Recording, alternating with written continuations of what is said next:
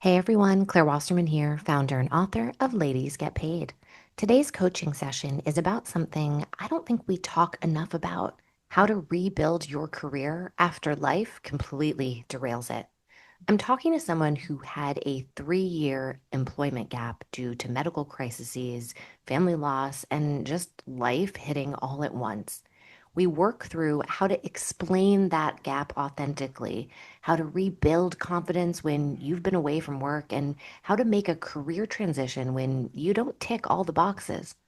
But here's the thing, even if your gap is shorter, even if your circumstances are different, the strategies we cover apply to anyone who's ever felt like they're starting over. We talk about how to tell your story without oversharing, the specific confidence work you need to do before you land the job, and honestly, how to give yourself permission to take up space in your career again. So if you've ever worried that your resume has too many gaps or complications, if you've ever thought, who's going to want to hire me after all of this episode is for you. Just a heads up, there's discussion of health issues and loss in this episode, so make sure to take care of yourself as you listen. If you're ready to hear how someone transforms their struggles into strengths, let's dive in. I just want to first thank you. Thank you for giving me the opportunity to be part of your life, your journey. And I'm just so excited for whatever next steps that we figure out together because, I'm all about action. But first, would you just talk to me a little bit about why you decided to take this session with me today and what you're hoping to accomplish in the next hour? Thank you, Claire. I appreciate the opportunity. I think for me, I'm at a point in my life and career where I am just seeking help and guidance because of how my life has been affected in a lot of ways in the last few years, and then how that's affected my career.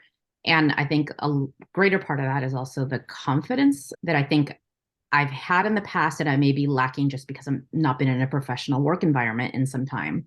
And at the same time, with all the circumstances that I've gone through in the last few years, I feel like that has taken an emotional toll on me. And so I don't want to bring emotions into a career, especially if they're sensitive situations. I want to have that separation. So I think I just need some really guidance on how to best express myself in an employer, an interview situation, in any type of future employer type of situation where I don't have to reflect on the last few years in great detail, but at the same time, also demonstrate what those years have taught me and how I've come out of the last few years ahead. Mm-hmm. I know a lot of people listening are like, yep, last few years really hard. I know for you in particular, it's been, as I said earlier to you, like when it rains, it really pours. Do you feel comfortable sharing a little bit of what's happened in the past few years? Have you been working, or what's your current employment status? Sure, no problem. So I am unemployed at this point, a little over 3 years now. I was actually let go from my previous employer. I was in advertising. And at the time, it was actually right before the pandemic. And although I was going to take some time to job search, I also had some health situations that arose at the same time. And basically, I needed to have the surgery. With the pandemic and surgery and the medical situation being what it was, that surgery was delayed for months on end. And so I had to put my job search on hold for that period of time, just being realistic in the sense that I knew I'd have to take a significant amount of time to recover and whatnot. Unfortunately, it was months until I had that surgery, then led to a number of complications. I had a long hospitalization. And then I spent the following year kind of job, or I'm sorry, trying to figure out what was going on. I had developed basically other issues from my surgery. And so I spent the following year just trying to figure out my medical life. I should also mention that in the months before my surgery, I had also found out that my father had cancer. And unfortunately, it was advanced stage. And he actually passed on the day that I left the hospital after my surgery. And so obviously, there was a lot of trauma. And I think that has been played a large part in my medical issues because of how much it affected me, given everything that I was going through on top of a pandemic and my own medical life, plus my own father. So I spent the following year trying to figure things out with my health and trying to really take time to get to a better place. So I then approached 2022 thinking this is the year I'm going to start fresh, new year, new job search. And unfortunately, I was rear-ended, which then led to a spinal surgery, which then led to more issues with my health. And so, needless to say, it was like I just had to take a step back from everything from a career perspective. I really had to realize that I had to focus on my health first and foremost because I had to be in a better place to be able to actually interview and be working full time. So that's where I'm at today, 2023, 3 years later. And although this career gap has been super complicated, I've come out in a better place now. I definitely, my health is obviously significantly better. I'm able to be able to job search now. But as I mentioned kind of earlier, it's just everything that affected me over these last few years has been a lot. And I think that's where I've had concerns with trying to figure out how do I best approach this in an interview? How do I not divulge every personal detail in an interview? And yet I also wanted to be transparent. I'm not hiding anything. There is nothing to hide. But I just also don't want it to be held against me because I think there's still, no matter what, going to be consideration of health being an issue for employers.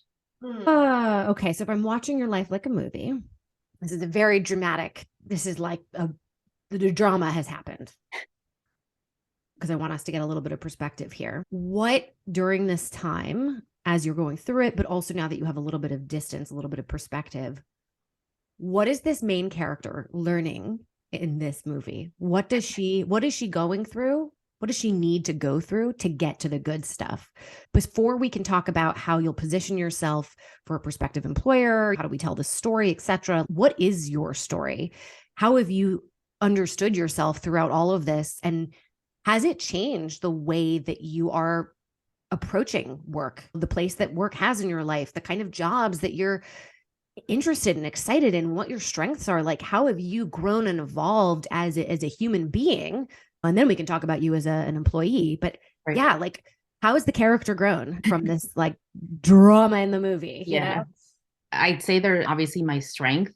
There's no way that I could have gotten through every single thing that happened without my strength. And I mean that in a physical and emotional sense. There's the word resilience comes up a lot with family, friends, and even myself. I know I use it when I talk about what I've gone through.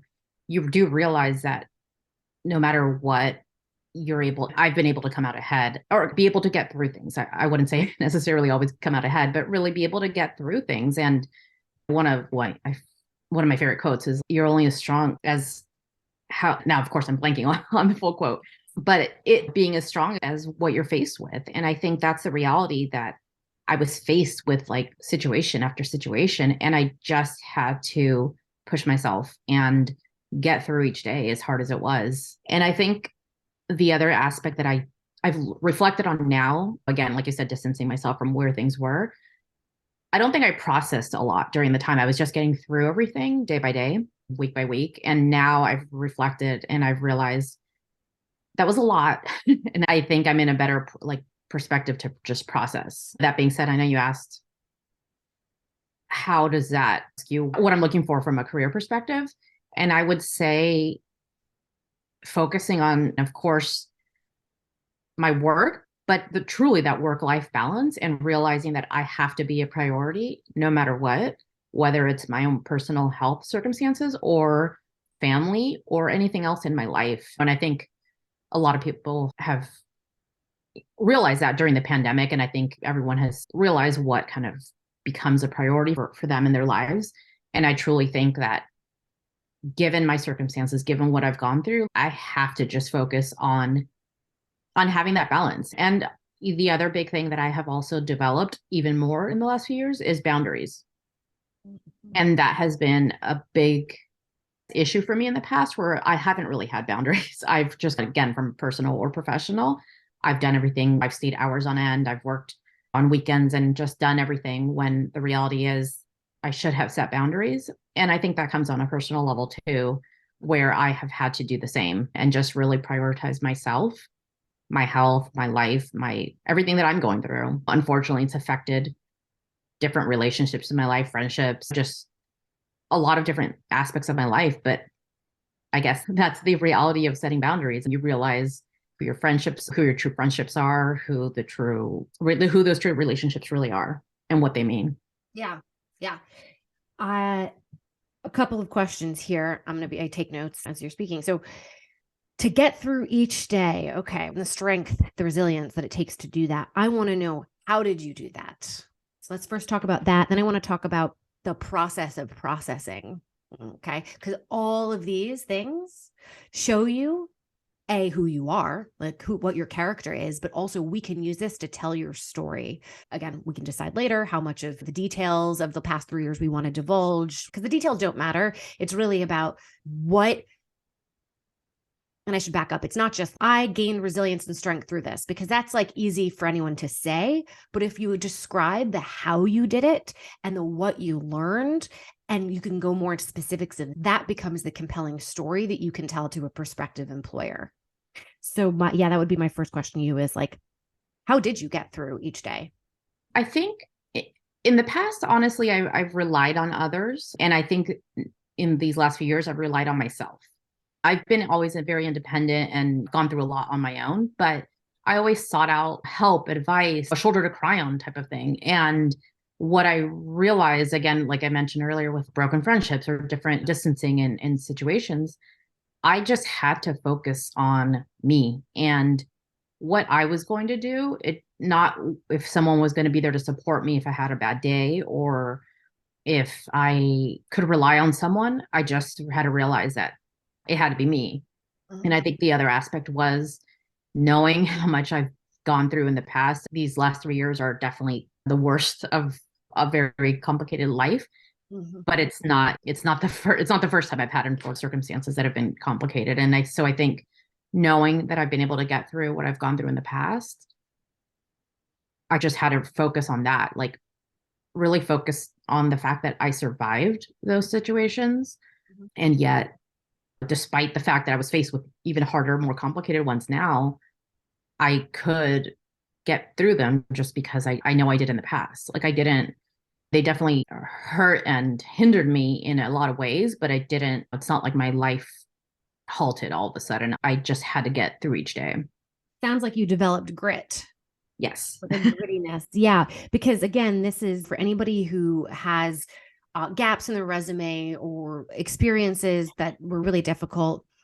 I think it is part of a story you should tell, but to not feel pressure or obligation to go into the specifics of the story. However, do go into the specifics of what you learned about yourself, the skills and strengths you gained. This makes you. And I've said this before earlier this morning. I know you were on the job seeker support group. You're hired not as AI or a robot. You're hired to be part of a team dynamic, meaning we need to know what dynamic you're bringing to the table. And that's your story. Now, again, you don't have to talk about all these things that happened, because that's not the important part. It's, what did you do afterwards?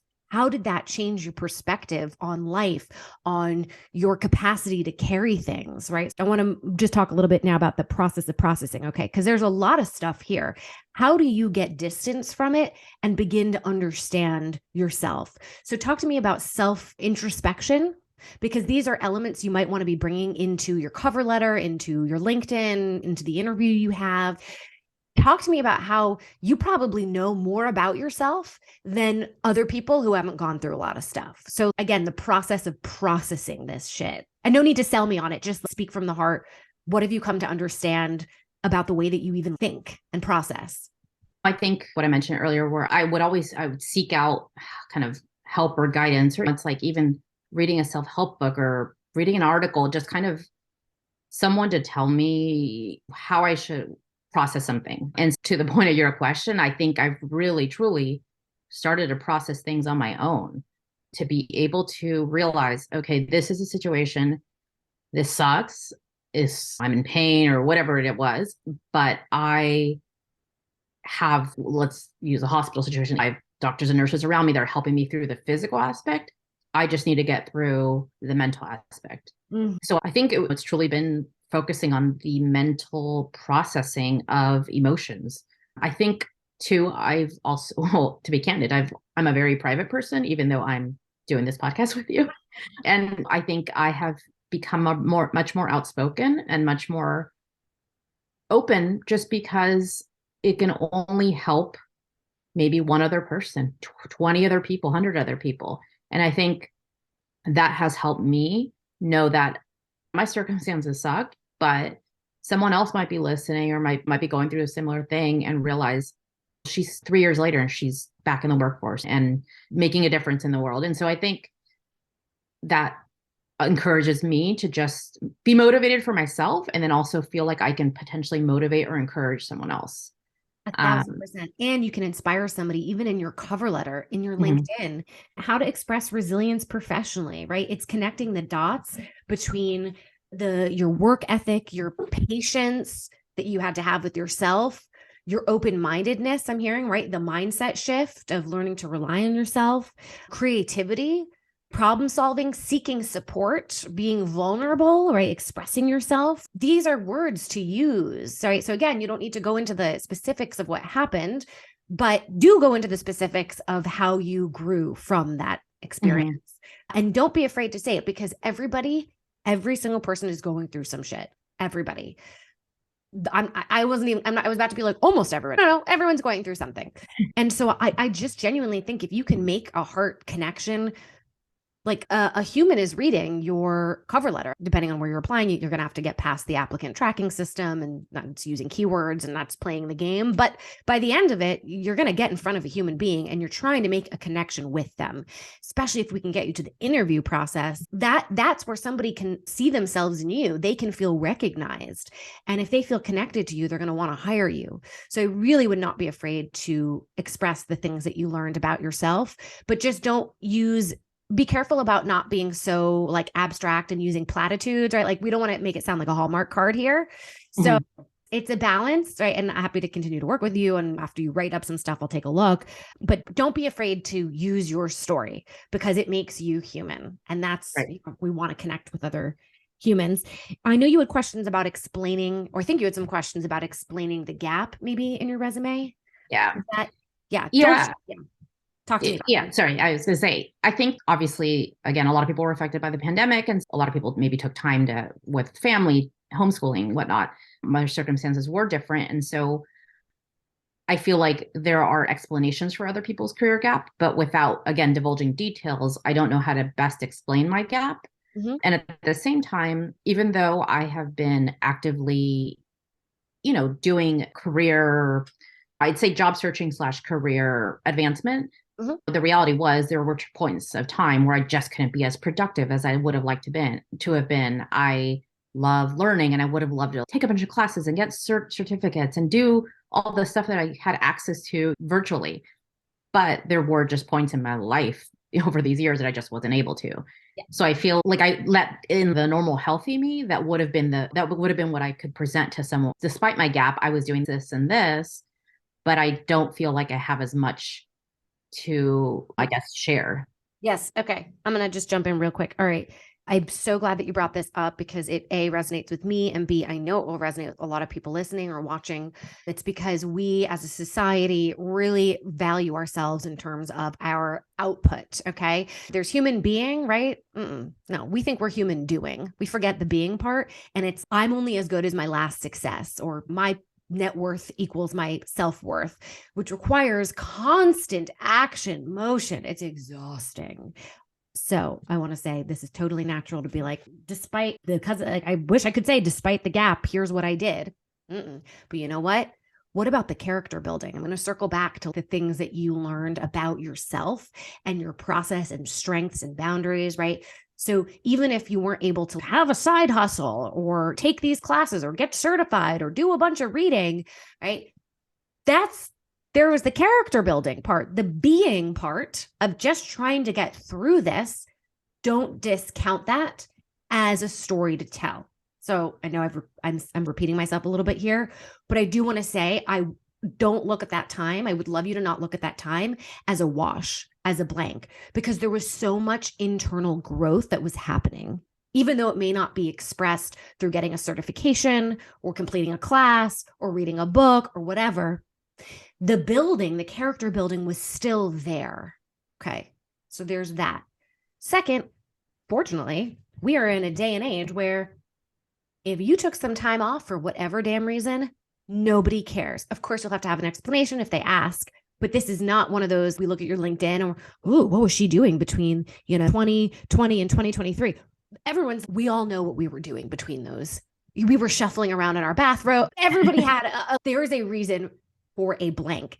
And you know what's really nice is I think now employers in general are going to be way more forgiving of any kind of gaps in resumes, not just specifically 2020 to 2023 or whatever. But you, fortunately or unfortunately, all of your stuff coincided with COVID. Right. So I don't think you owe anybody, like, there's no explanation. I wouldn't stress. I would not. It's a non-factor. It's a non-factor. Now, if you would like to put on your LinkedIn, you don't have to do this, but because I looked at your LinkedIn, right, in the last job, which you were at for 15 years. Hello. If you even just said, I took these 3 years off on a personal sabbatical, I'd be like, that makes sense to me. She was probably burnt out after 15 years at this one company. You don't even need to like go into the details of what you were doing. I don't need to see a certificate or like a brand new out of it or a business you created or anything. Like, you are entitled to time off and self-exploration, because that's the other thing. This is for anybody out there who has a gap and you're trying to come up with an explanation for it. As an employer, I want to feel like when you say yes to taking this opportunity, that it's really a good fit. And so if you come to me and you say, I learned a lot about myself, about my values, how I work, the best environment for myself, right? Like, I did a lot of due diligence. You don't need to tell me all the classes you took or the books you read, but you at least tell me you did work on yourself. You journaled, whatever. And you are picking my company as the place that you want to work, or at least that you're applying to work for. I'm going to feel a lot more secure about you as an employee, because also you in particular, you really exemplify loyalty too. So you're not taking your next decisions lightly. Wherever you're looking to apply, you're saying, hey, I'm here for the long haul. Now, between you and I, whether or not you are, whatever, doesn't matter. We're talking about how you portray yourself, okay? But I'm just saying, as a prospective employee, I would look at, especially that you work for so long somewhere else, you are entitled to a long sabbatical. So if you even want to put that on your LinkedIn as given the last couple of years, sabbatical, and maybe you could say some things you did or learned, or there's people now on LinkedIn. I think I should know this before I say it publicly, but I think there's now options for like personal life events, especially if you were a mom or whatever. LinkedIn is now demonstrating to everybody that work and life, it's not so separate. It's a continuation of your growth as a human being. And sometimes that's at work and sometimes that's not at work. So you could make up something and say between this year and this year was like I don't know. You could even say you started your own business or whatever, but it was a sabbatical you took to explore who you are, deal with some medical issues or family issues. And here are some major things that you learned about yourself. And here are the values you took from it, whatever. But you also can decide not to put anything on your LinkedIn, and that's fine too. Okay. So you don't feel forced to acknowledge it unless you want to. And I would say acknowledge it if there's good stuff about your character that you can express. Or even, and I'm sure there's, now I'm making things up, but dealing with the Byzantine system of insurance, and it's like a full-time job to deal with medical issues. Of course, respecting your privacy and all of it. But that's, so many of us go through this, if not for ourselves, with our aging parents. My grandmother just passed away, and like the experience of going through her estate, like there's lessons to be told from that. So it is your choice whether or not you want to include some information of that, whether it's on your LinkedIn or your cover letter or your interviews, whatever. But if you feel like it demonstrates good things about yourself and it helps you connect to other people and it explains the gap, great. But don't feel like it's a negative at all. At all. At all. I can't even, what would even be a negative? Yeah. What are you judging about yourself in this experience? If you were the prospective employee, what would be your concerns about hiring somebody like you? Part of my health issues is I have an autoimmune disease, that it's a chronic disease. So is this person going to be out on a medical leave in a year or 2 years time? So I think that's the bigger underlying concern. And I think just the reality that employers can discriminate for different reasons without disclosing why. And so I think ultimately that's, I guess, my worry. Even though, again, like you said, I don't really have to disclose anything. Someone can Google me and find out information about me. And so I think that's why, and it could be a lot of it is just more personal, like I'm panicking about it and someone may very well not care. Or someone can even, like you had mentioned earlier, relate. For all I know, someone reading my interview could have a family member or themselves dealing with the same thing I do. And so I think, again, a lot of it's in my head where I like am an overthinker about these things. But I think it's just because I worry that someone will judge me that way. Right.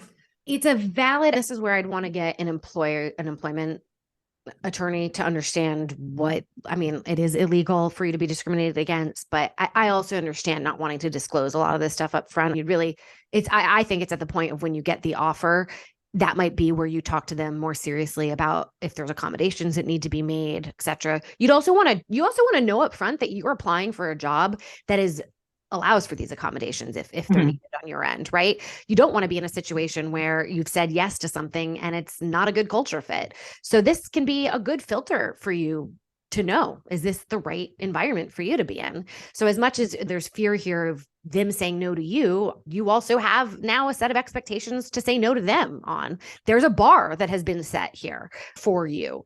So I think that's important. And by the way, a lot of people suffer from depression, which is a condition, so including myself. So even if it's not visibly seen or whatever, like there's fears that a lot of people carry into work of, I'm going to have to take a mental health day. Do I disclose that up front? And I think it's not that you declare this, it's you ask questions around it. Do you have an employee resource group around, I don't know, I'm just saying neurodivergency, for example? That would be maybe somebody who's suffering from depression or has ADHD, or just generally inquiring to them about how they work with employees who have medical conditions. And you don't need to say it's because you have one. That's completely, again, if you want to hold your cards a little bit closer, but it could be that in this last year, you dealt with medical issues. You could just generally say in your family, and that this is like a value you have, that it's important for you to work with an employer who makes accommodations or who has the capacity to celebrate employees of all. I'm just making up words at this point. Do you know what I'm saying though? Yeah. So I would say, let's think about what would be the questions you would ask them to get the answers you want without requiring you to make statements about who you are and what your needs are, unless you are so far along in the process where maybe then you feel more comfortable in doing that. Yeah, no, I agree. And I appreciate you saying that. I think, again, the pandemic has shown a lot of companies' cultures too. And a lot of them are very public about it, having an area on their website and just really detailing how they accommodated the pandemic, what they've done with further employees. And I think that didn't used to be the case pre-pandemic. And so being able to even see that before I'm even applying, to your point, if that's not even going to be a fit for me culturally, I'm not going to waste my time applying there. So no, I agree. I appreciate and I agree with what you're saying. Yeah. And I know people who've worked at companies where they started, and I'm not saying, oh God, now you need to do more work, but they started employee resource groups specific to like parents who have kids with autism, for example, or a veterans group, or even just a parental group.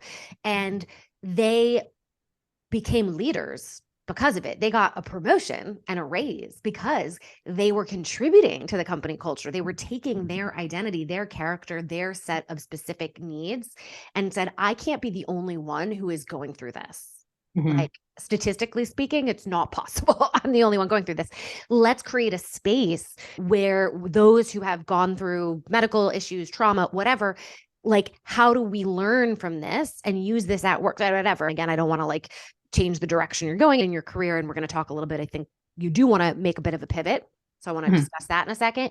But I could see a company getting really excited that by you bringing your full self is actually going to help the company do better. But that does require some extra energy on your part. Let's talk about transitioning. I think you had said when we wrote in transitioning client side, maybe like you wanted to go from agency side to client side, and you're a little bit concerned about communicating transferable skills. Or tell me about this professional pivot you want to make. Yeah. So I have been, like I mentioned earlier, on the advertising agency side for about 20 years. And I actually got my MBA during that time. And that was one thing that I wanted to do post MBA, was really go more on the client side of marketing, more brand management. And it just wasn't something that I did during that time. So given this career gap, I felt like this is the most appropriate time to make that transition over from agency to client side. And while my resume and my experience definitely can speak to transferable skills, I do think there's still, we know the ATS will scan and screen me based on the fact that I have advertising agency experience only. And so I guess I'm trying to figure out how best to even, whether it is customizing my resume to a degree, or getting to the next point of an employer conversation or informational interview or a true interview, and being able to communicate that. Just out of curiosity, why do you want to change? Not just that this is in a sort of natural inflection point in your career. Is this really what you want to do? Yes. So, like I mentioned, when I got my MBA, it was something that I wanted to do then because there was just a lot more strategic thinking, strategic planning, just more behind the scenes of what we were doing on a marketing level. And although I definitely loved what I did in advertising for as long as I did, it just, I don't think I was able to use as many skills and experience as I could. I think I limited myself to a degree. And again, like I said, I wish I would have made a transition at an earlier point in my time in my career, but now's the best time for me to do that. And I just think being able to use what I learned in my MBA is definitely what I want to be able to do on career perspective now. Just having that true ownership of something, of launching a brand, of launching a product, just every aspect of it, as opposed to just the one aspect of advertising. Okay. Something that I love about career changers, pivoters, or even people who are just new in their career is you inherently stand out. Now, your concern might be that you stand out in a negative way, right? Like you don't have the requisite experience, or maybe you don't fit into the ATS, but you also stand out in a good way, which is that you bring an outsider perspective. But most interestingly for you, you bring the perspective of somebody who's been in an agency. You know what it's like to work with brands. You have worked as an extension of, now I'm just putting words in your mouth, so correct me if I'm wrong, but you have worked with brands. You've been like an extension of their team, right? Yes. So you could say that it's not just that you worked at one company for 15 years, you worked at however many brands you ended up interacting with, right? So let's say you worked with 20 brands, you've had 20 jobs, right? Or you have 20 case studies that you could dig into to show how you impacted or participated with that brand. So I almost would imagine yourself as if you never, it's not that you're making a change. You're just digging in a little bit more deeper into one aspect of the work that you were already doing. So it's not as big of a change as you might think. I know tons of people who've made the cross on both sides, right? Either client side to service side or vice versa. I would really think about all the things. Let's work backwards from what the company, what the prospective employer might be concerned about. Why would they not think that you're the right fit? And then how can we address those now in both the stories we tell, but also the information we gather? So I'll throw that to you. What do you think would be dings against you? One aspect, like I said, is like I want to own a brand or and I know with that comes a lot of the financials, which I didn't have any role in my most recent job, P&L, and just really just aspects of the role in and of itself that I just didn't really, I wasn't able to do at my previous job. Let's dig into that a little bit more. Okay. And this is advice for everybody listening. All the things that you have stacked against you that you're concerned a prospective employer would have about you. Where can you go and get information about this? So I would say, beginning with your concern is you need to have a better understanding of the P&L. Yes. Okay. How can we do that? Is it possible to go and figure that out? Now I'll just put words in your mouth. Would it be talking to somebody who has been in that job before, doing a bunch of informational interviews with folks who have the job you want or have a similar job you want, and then getting them to really walk you through the process of what the P&L like ownership looks like? Would that be an example? So at least when you are interviewing or even in your cover letter, you can speak to this is something I understand that I don't have like direct experience in. However, I really have sat through with people who have this job. Here's my understanding of what the process is. So I feel like when I get this job, yes, there'll be a bit of a learning curve, but it's not as steep as you think because I've done some due diligence now to really see what challenges I'm going to have. So that for me as a prospective employer, I'm like, dang, she self-motivated, self-aware, problem solver. You asked for help. Like that was pretty vulnerable of you to go to somebody and be like, listen, I don't know about this P&L process. Talk to me about it. It also might demystify it a little bit where you're like, actually, there's really not that crazy. Plus you have an MBA. Yeah, no, that is a good idea. And it's interesting that you bring that up because I've done informational interviews again over the last few years and have never really dug into the details of a job. I've been more top line, like about if someone transitioned similar to me, agency to client, and have not gotten into the like nitty gritty of like those concerns that I have.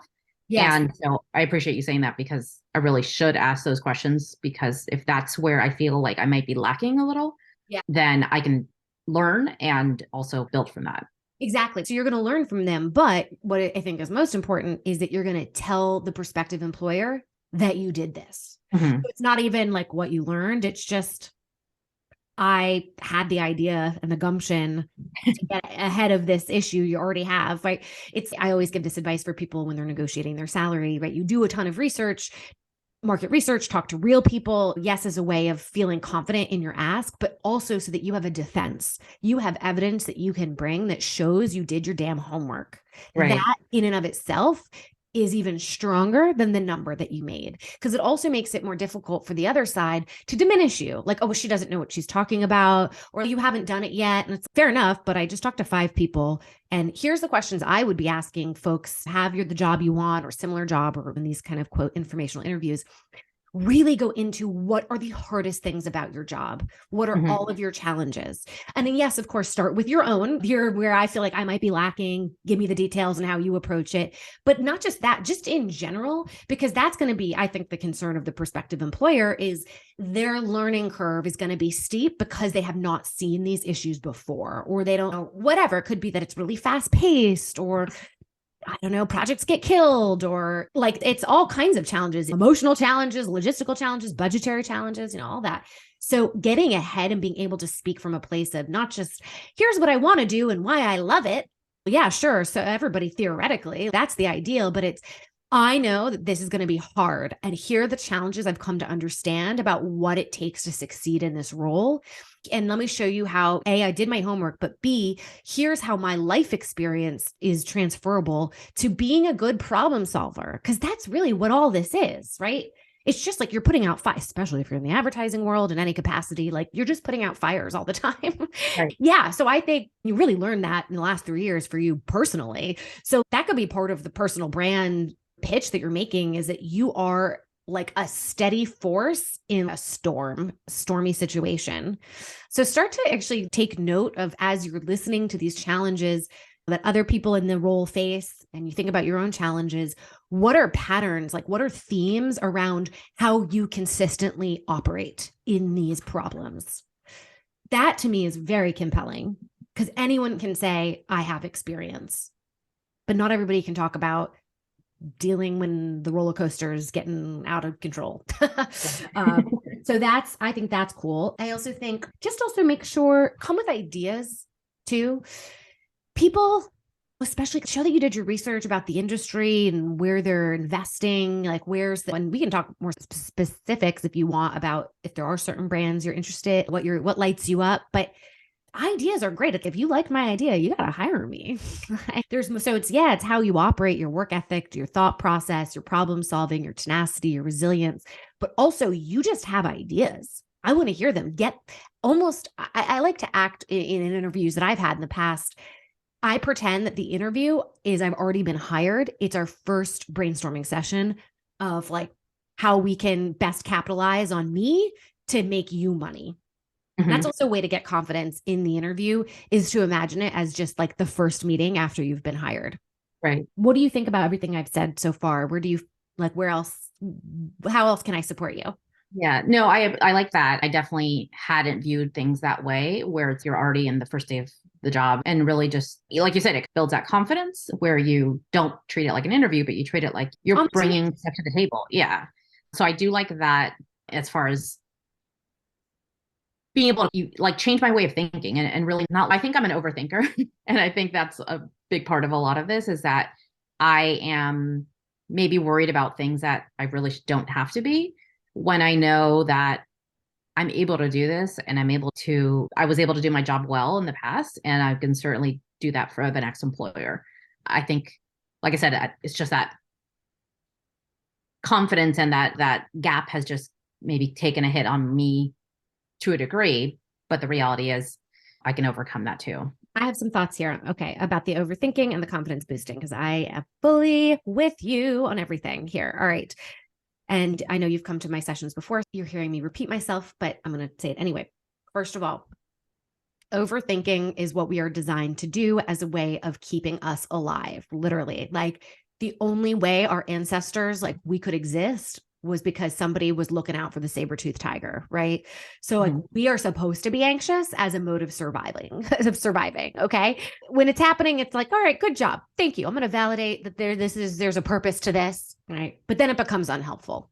So then you want to get grounded into your body as best you can, right? So know that there is a difference between being in your head and being you, that you are not your thoughts, right? We can do some breathing exercises. There's visualizations I love about imagining a courtyard, right? And then when a thought comes into your head, you put it in the courtyard, right? Literally visually going, I see this thought, I recognize its like purpose, and I'm also going to now make the conscious decision to put it in its place, which is not to banish it. I want to be clear, because the more you try to avoid, suppress things, the more focus you're actually putting on it. You're spending a lot of energy trying to suppress those feelings or those thoughts. So you do want to acknowledge it and then say, I'm going to put you in the courtyard and I'm going to take 20 minutes at the end of the day and I'm going to let myself maybe have all the thoughts. Give yourself a designated overthinking time. This is also good advice for anybody who's experiencing, I don't know, they have critical feedback or something bad happened. They feel terrible. Designate some dwelling time to fully absorb all of it, but also then watch yourself take command and say, I am not my thoughts. Okay. Then you could also go down the rabbit hole of, all right, worst case scenario. And every time, here are all of my concerns. All right, what if that happens? Then what? What if that happens? Then what? Keep going down. Then do best case scenario. What could be the best possible outcome that happens, right? Then give yourself, what are the real chances this worst case scenario is going to happen if you had to put a percentage on it, right? And then just let it go as best you can, continually bringing yourself back into your body by breathing, wiggling your toes, okay? Doing the exercise of the 5 senses. What do you smell, touch, taste, hear? Doing an action in slow motion. Anything that, again, just gets you out of your head. Those things are all really good exercises to do every single day. Put time on your calendar, 5 minutes. It's going to build on itself where you're going to start to get much better at catching your thoughts and letting them go. So it's just like slowing down and recognizing the process of having a feeling and a thought and choosing not to be overwhelmed by it. Now there's the confidence boosting part. We got to get your groove back, is what it sounds like, right? And not wait till you get the job for the groove back, because that's what we're all doing here. It's all right, well, once I get the job, I'm going to feel better. Hold on. That could be a while. And also, positive energy is going to attract positive opportunity too. So we got to get you in the good place first so that the good stuff can come. What are you currently doing, if anything, to feel more confident, to feel good, to, as I say, fill your cup? And then let's explore that. Because I think in the job search process, for everybody listening or watching, you need to carve out time that's not directly related to finding work. Don't feel like, oh, I don't have time for that. If you're the kind of person going, I don't have time for that, you're literally the person I'm talking to right now. Because getting confident, getting motivated, getting positive, getting energy, like it's something that's outside of work, something that's outside of the job search process, that will fuel you for everything else. So yeah, for you, what is that now? Where's the confidence coming from? Admittedly, I am not doing as much as I probably wish I was, but I have started to be a little bit more socially active, trying to just even see people, see friends, just connect with people all over again. And then both personally and professionally, I just took some time where I just wasn't reaching out to people, but now I'm like, I'm just going to have those conversations. And I think that naturally helps build my confidence. Even talking to you, it just helps motivate me. So I'm trying to push myself to do that. And there's something to be said about like self-care. There are aspects of that again I didn't used to focus on in the past, and now it's I will go get a massage, I will go for an acupuncture treatment, I'll do certain things that truly physically help me feel better and also bring down my anxiety. I think that's a big part of my like confidence concerns is I'm more anxious about it than I really have to be. I think that's kind of what's worked a little bit for me. Also exercise and being just outdoors and being able to just I have my health back. I'm able to do all this again. So I think appreciating that and just being able to know that they may be little things, but I guess they're all little steps in getting me to a better place. Are you consistent with it though? That's my question. That's my question for myself. Because like I know all these things, but am I doing them? So for you, yeah, like in a given day or a week, how much of your time do you think is spent filling your cup, so to speak? I have tried to be more consistent about it starting this year. I always look at, I don't do New Year's resolutions, but I do look at a new year as a new opportunity. And then again, given everything that I've gone through, like I really have, I'm in a better place at the start of the year. So I've been trying to really dedicate the time to it since the start of the year. Good, good. I also want you to get into, could you give yourself a job? Now I'm going to just make things up, but is there a brand out there that you really like, or a startup brand where you could offer your services or help some or create a project? Only reason is that I want you to feel like you're like in the game. Yes, doing all this like personal development stuff is super, super important. But if the concern is that you haven't done things that are like brand client specific, right? Because you're on the agency side, can you give yourself that opportunity, create that project, help somebody who already has a project? I would wonder if because that's going to naturally give you confidence. Like you'll Right. start to doubt yourself much less because you're like, I created a P&L for somebody else and they Right. were thrilled for it because they didn't have budget. So I'm curious if you've thought about that, how that feels to you. I've not thought about it. Again, I appreciate these ideas because it's something I can explore. I really hadn't considered that at all. It definitely, like you said, it would be a good way to get that experience, to get that kind of knowledge and confidence, like you said, just being able to do it and demonstrating that I can do it. So that's like a good takeaway for me to look into and see what opportunity I can bring to myself. All my jobs that I've ever gotten came from either projects that I worked on outside of work or within the job. I had an idea that I pitched them and I treated it like it's called intrapreneurship, right? I was almost like creating a company within their company. I was practicing being an entrepreneur, right? All this is Right. just practice, which by the way, interviewing is the same thing. Your interview is a practice for another interview, whether at that company or even another company. The next job you have is practice for the job you get after that. Some horrible thing you experience is just practice for the next horrible thing that you're going to experience, right? How could you give yourself opportunity to practice the skills that you want to gain, world that you want to live in? Because I would say if you're just so focused on the applying for the job part and you forget about doing the actual work, you're going to start to be demotivated. You're going to still have those lingering questions of, do I have the experience that's needed? If not, give yourself the experience. So coming to networking events, you are, but for everybody listening, if guys like show up, offer your services, set boundaries, of course. Like I'm Ladies Get Paid, so I'm not here to say do things for free. You can do things for trade. And if you don't have a lot of experience in a certain sector or you want more experience in it, you could say, hey, for 2 weeks, I'd love to take a stab at working on your P&L, or can I pitch you some ideas for a campaign, for creative direction of a campaign or whatever. Pretend you're still getting an MBA, like you're the student of life, right? And you're giving yourself a capstone project, a senior thesis. And it's a way to just continue to build the muscles so that it doesn't feel like I only can exercise that muscle when I have the job. Because putting it on a pedestal like that is going to make the fear, you're still going to have, I think, the anxiety that you don't need to have, but can only happen from taking action. So there's only so much of me saying, stop overthinking. That's not going to work. At some point, I think you're going to not be so anxious because you're actually doing. You're like, no, I've been like doing this side project thing. I'm like filling my cup. I'm expressing my story, learning about my story. I'm now really excited. I have the standard, like really good standards filter to figure out what kind of company culture is right for me. And I didn't have those standards or filters before. I was more willing to take whatever came my way. So there's so much good stuff here for you to work with. And I can only imagine like the gratitude that you have for life through all the things you've experienced. You're probably somebody who very doesn't take things for granted. And there's a lot of like beautiful wisdom there that I'm sure you can share. Yeah, definitely. That is one thing that I think, unless someone goes through something or as many some things as I've gone through, is complicated and everything, you really don't appreciate life in and of itself, just my health and access to doctors, to having health insurance. There's so many things that yeah, people don't realize that they have. So that's definitely something that I've always, to be honest, I've always had gratitude, just because I've been faced with a lot, and I don't take that lightly. And I also think it's developed who I am. And I think if anything, it's only continued to enhance who I am too. Yeah. By the way, do you have any interest in any kind of health related brands, or can this, like, not to hit the nail on the head, but could we say that the last 3 years really open your eyes to the medical system? And is there maybe a place for you in that?